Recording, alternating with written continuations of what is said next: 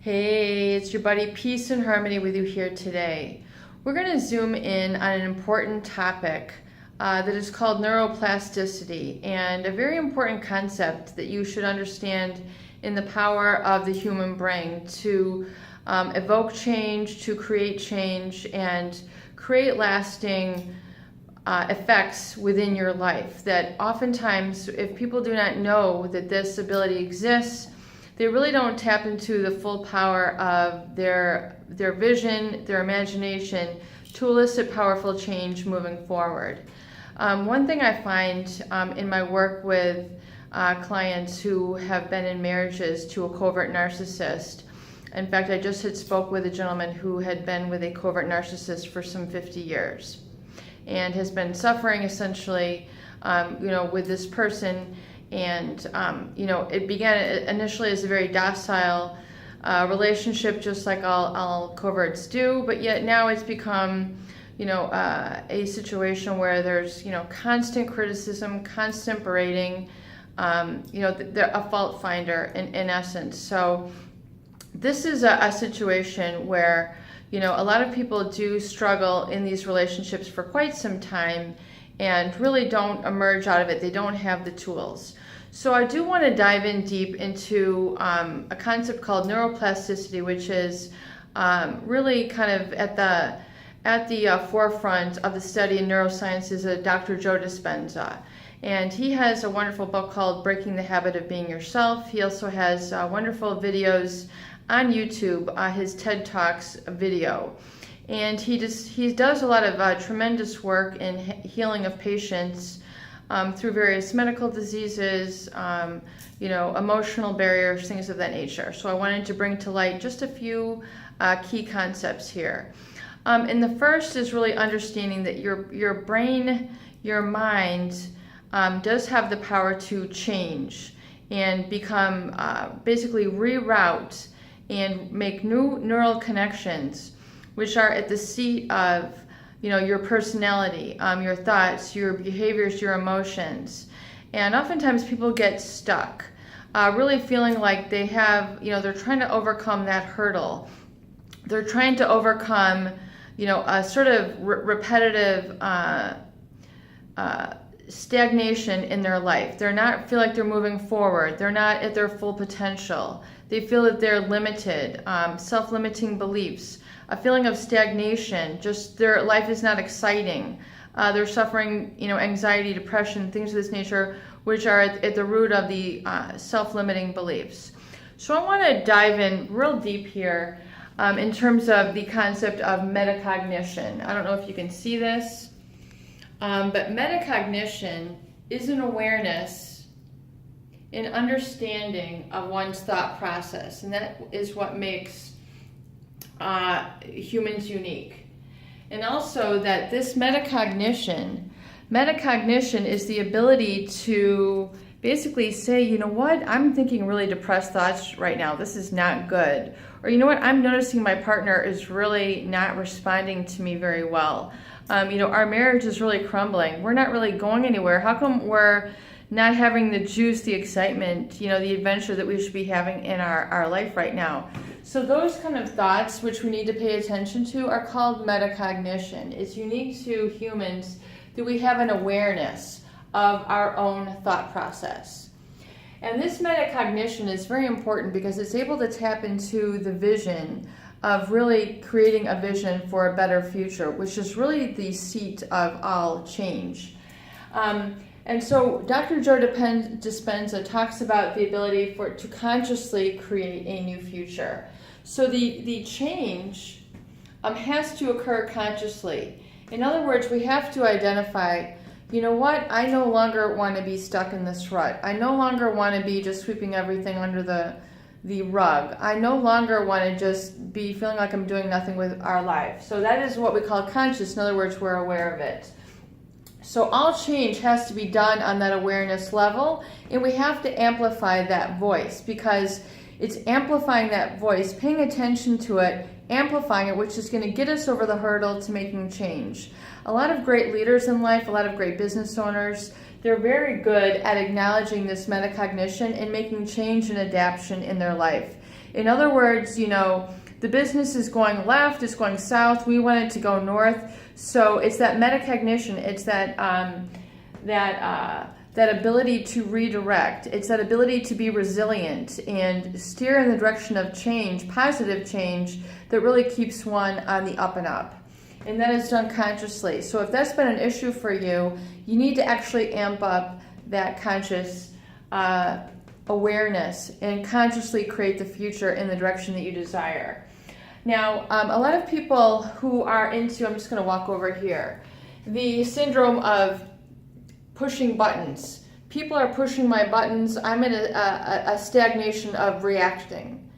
Now, realize that when we're reacting, someone is constantly looking at the negative of things. Someone is constantly finding fault in things. Someone is constantly finding fault in me. Someone is not giving me the sort of mirroring that I wish. They're not acknowledging me. They're not smiling at me. They're not able to give me a congratulations. They're withholding, you know, that sort of positive experience. What I essentially call emotional anorexia. They're trying to starve you out. They have an agenda. So realize that this pushing of your buttons, this reaction, is what's keeping you in the rut, because you're reacting. Your brain is essentially working the same way, which it has been from your previous abusive experiences. So you're almost like on automatic pilot, which I've described before as automatic pilot. And so, in other words, from a neurological standpoint, your brain is essentially rewired, you know, just firing along the same lines. It's like a train that's on the same track. It's just going in one direction. It's not changing direction. And the goal really is to change. So to experience more empowerment, to experience, you know, better thoughts, to experience, hey, you know what, I want to change things up here. I really want to become, you know, I want to become a business person. I want to become an artist. I want to become a musician. You know, that feeling that you want something more in your life, that feeling that you want to change, is where that's your first ignition within that you need to pay attention to. And realize that what's going to be required then to accomplish and manifest those that we hear so much in the law of attraction is that you need to break out of this routine, the same identity, the same thoughts, the same behaviors, the same emotions. All those have basically been memorized by you. So you have to begin to really kind of unlearn those. You need to kind of scramble those and say, no more. That is no longer how I want to think, behave, and feel. Tony Robbins has a great line when he talks about erasing a lot of the negative thoughts which he had felt, and he basically imagines, you know, dropping them in a blender and like scrambling them to the point where they no longer exist. His old memories no longer exist. He puts them in the blender, you know, and then throws them out. So it's really that sort of kind of conscious taking of direction, and really the process of your own mind, which is very powerful to creating the future that you want. So looking here, you know, if we're in the reaction, basically no change is experienced. We're in the rut. We're on automatic pilot. For a lot of people, that's a very unhappy place. So what we need to do is realize that is you're turning on circuits within your mind that are familiar. So that's just the same old habits. And realize that all leaders who have been able to overcome have been able to operate by a vision, where you have a vision of what you want first, knowing and seeing, for example, Martin Luther King having a vision of integration. For example, Mahatma Gandhi having a vision of, nonviolence and creating a cultural shift.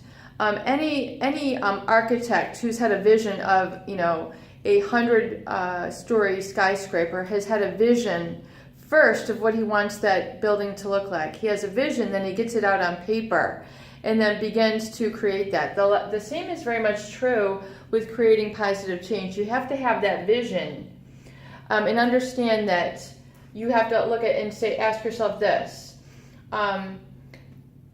Is your, let's see here. Okay, I'm going to come back over here. This is right. Now, does your environment, this comes back to you're pushing your buttons. Yes, we're diving in deep here, folks. I love it. Yes. Question to ask. Does the environment control your thinking? Does your environment control your thinking? In other words, the people in your environment, do they control how you feel? Do they control how you react all the time? Do they control your personality and what you accomplish in life? Oftentimes that is the case. This is an error. This is giving over control to people when the environment is controlling your thinking. Or does thinking actually control your environment? This right here, this is where we want to get, because this is the seat of leadership. This is the seat of personal empowerment.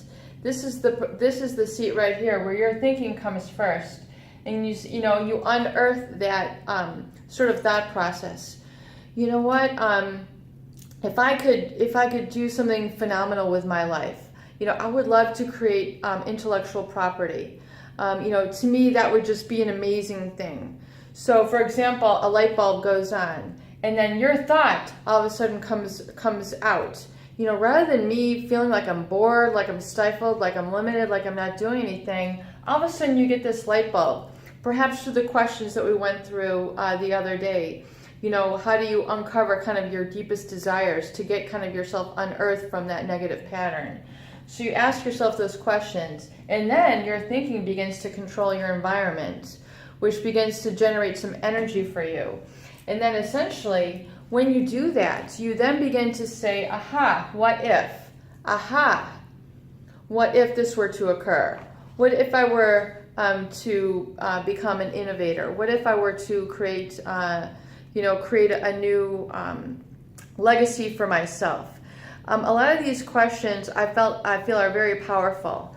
One experience that I had that was very transformative in my life was the realization that I am extremely solution-oriented and am very creative, and that I can think on my feet.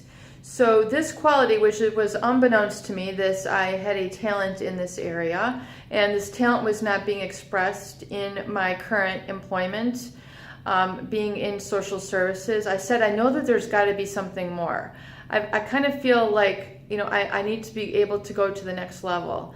So I began putting my feelers out there, and I became engaged with a creative group, brainstorming group that collaborated with some of the largest corporations here in the U.S. to develop and market new products.